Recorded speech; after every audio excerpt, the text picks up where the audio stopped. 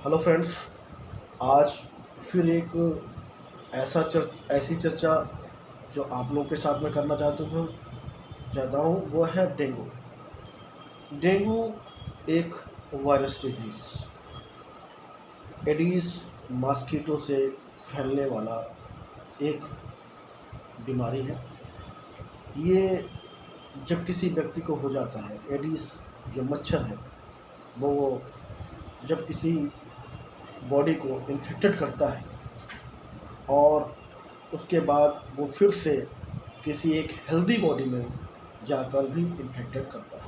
मतलब कि जिस व्यक्ति को डेंगू हो चुका है, एक मच्छर आता है, उसको काटता है और फिर एक हेल्दी बॉडी जो एक नॉर्मल बॉडी है, जो बिना किसी बीमारी के है, उसको जाके काटता है, तो एक हेल्दी बॉडी में भी डेंगू के लक्षण हो जाते हैं। इस तरह से ये बहुत ब्रॉडली स्प्रेड होता है, मतलब एक बॉडी से दूसरी बॉडी बहुत तेज़ी से ये फैलता है। इसके जो खास सिम्टम्स होते हैं वो होते हैं हाई फीवर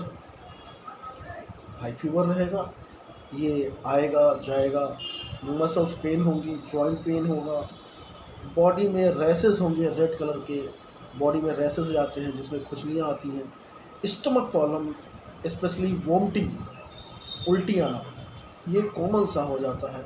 और सबसे बड़ी चीज़ तब प्रॉब्लम खड़ी हो जाती है जब पेशेंट को ब्लीडिंग डायरिया हो जाए, मतलब दस्त जो है में खून आने लग जाए, तब एक क्रिटिकल कंडीशन खड़ी हो जाती है और इस कंडीशन में पेशेंट को हॉस्पिटलाइज करना बहुत ज़रूरी हो जाता है। आमतौर पे हम जब एलोपैथिक ट्रीटमेंट लेते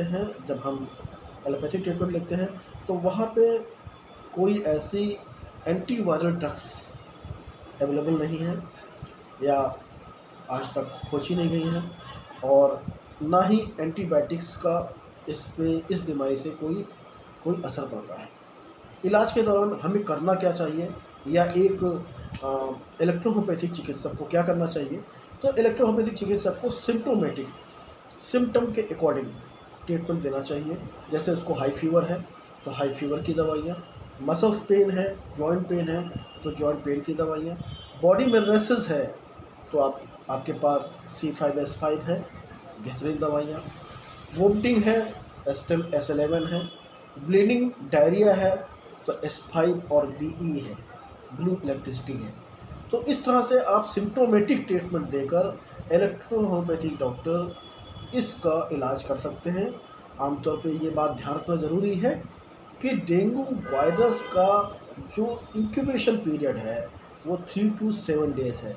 तो मतलब कि 7 दिन तक अगर पेशेंट को हम प्रॉपर ट्रीटमेंट दें तो उसके बाद उसका डेंगू स्वतः ही ख़त्म हो जाता है। हम अपने इलेक्ट्रोहोम्योपैथी दवाइयों से उसको ठीक कर सकते हैं। थोड़ा सा केयर की ज़रूरत है। जैसे कुछ फल बहुत ही फ़ायदेमंद होते हैं, जैसे पीपल का पेड़ जो होता है उसके पत्ते का रस, दूसरा क्या कहते हैं आपका ये पपीते के पत्ते का रस, शहद, और बहुत अच्छा काम करता है कीवी का पका हुआ कीवी। तो इन सब चीज़ों को उपयोग में लाएं। साथ ही साथ नारियल पानी पेशेंट को ज़रूर पिलाएं।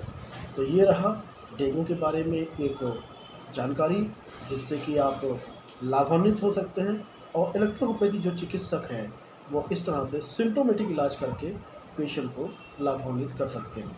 कभी कभी ऐसे पेशेंट में जब डिहाइड्रेशन होता है तो इस बात का ध्यान दें कि इलेक्ट्रोलाइट्स की कमी ना होने पाए, इसलिए बहुत ज़रूरी है कि पेशेंट को नारियल पानी ज़रूर दिया जाए। Thank you so much. आपका अपना डॉक्टर RK महेश्वरी फिर से आपको इसी तरह अच्छी तरह से सूचनाओं को देने के लिए और साथ साथ इलेक्ट्रोहोम्योपैथी के संबंध में आपको खास कर बताने के लिए हाजिर होता रहेगा। तहे दिल से शुक्रिया, धन्यवाद। आपका दिन शुभ हो।